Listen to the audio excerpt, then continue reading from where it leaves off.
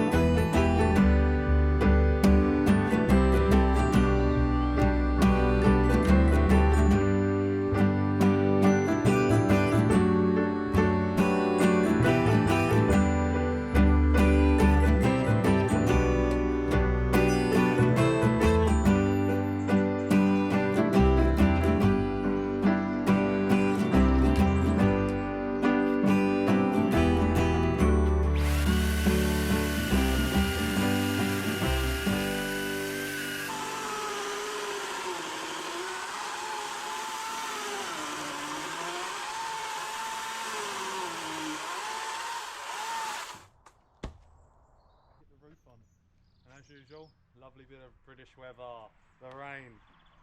Gotta love it.